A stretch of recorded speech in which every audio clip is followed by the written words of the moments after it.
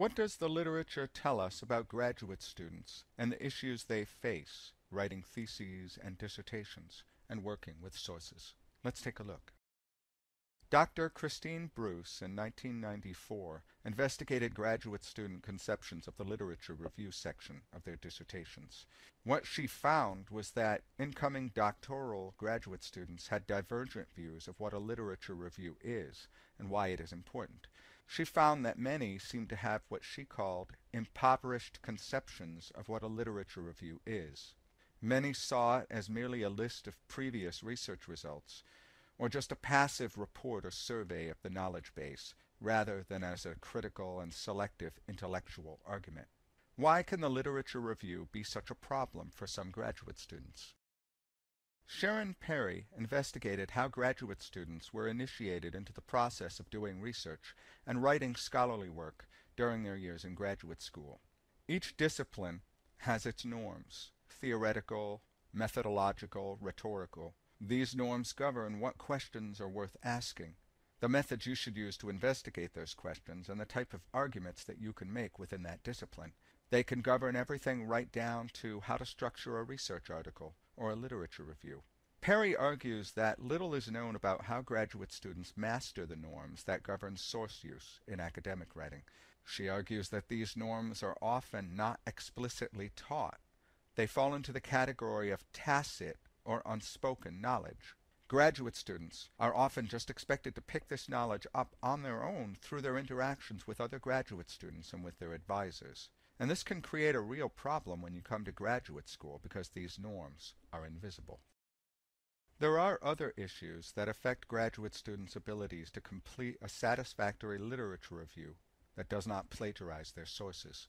Boot and Bile argue that there may be a lack of clear and consistent criteria for the literature review, which again echoes Perry's argument that many graduate students are just expected to pick this knowledge up on their own. In addition, Boot and Bile also speculate that incoming graduate students may not have had any writing instruction since their freshman year, which may leave them unable to meet the higher expectations of the thesis or dissertation writing project. Krishnan and Kathpalia coined the phrase shadowing to describe how non-native speaking undergraduate seniors may try to hide behind factual information and source quotes to cover the fact that they are not sure what they are actually trying to say in their writing. And finally, Abbasi, Akbari, and Graves argue that non-native speaking graduate students' lack of skill in working effectively and ethically with source texts can come from a failure to develop an authorial presence. In other words, if you don't actively engage with your sources as an author with something to say, critiquing them as much as using them, in other words, having a presence as an author, it will be much easier for you to cobble together verbatim bits of your sources to do your talking for you. What can we say about how graduate students tend to handle source text?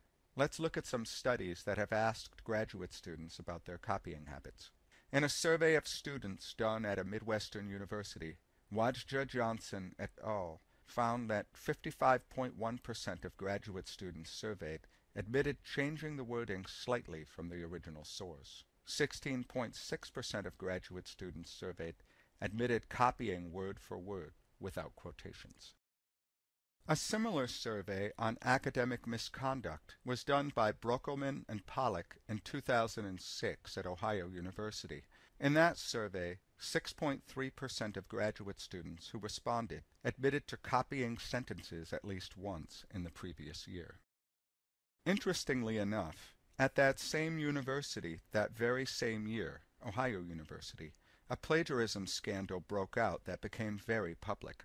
A master's student at the Russ College of Engineering discovered that a number of engineering master's theses in the library's collection contained material plagiarized from other theses. This incident ended up calling into question 55 graduate theses. As a result, one student's master's degree was revoked, and numerous theses had to be rewritten. Incidentally, this scandal was written about in the Chronicle of Higher Education, the Wall Street Journal, and the New York Times, as well as being discussed on National Public Radio. One of the students involved, who is now an engineering professor at another university, stated in the Wall Street Journal article that We had no idea of what to put on a thesis when we took material from someone else's work. I have conducted a couple of research projects that have looked at the incidence of copying in engineering master's theses and doctoral dissertations. From a random sample of 150 engineering theses and dissertations completed in 2009 at universities across the country, I found that master's engineering students copied significantly more verbatim words in a row and more of their literature reviews than doctoral students. So in this table, you can see that 34% of the engineering master's theses I looked at had copied sections longer than 60 words in a row, compared to only 19% of the doctoral dissertations. And 21% of the engineering master's students had copied more than 25% of their literature review sections verbatim from their sources, compared to 7% of the doctoral students. I would like to emphasize here that it is not just graduate students who copy sources in their academic or scholarly work. In 1998, an engineering professor plagiarized grant applications to the National Science Foundation by copying a text and figure without attribution. That same year, a faculty advisor plagiarized from his graduate students' master's theses in an NSF proposal. In 1999, a chemistry professor plagiarized from another NSF award into his own proposal. Incidents like this happen every year, and the National Science Foundation often reports on them in its semi-annual report to Congress.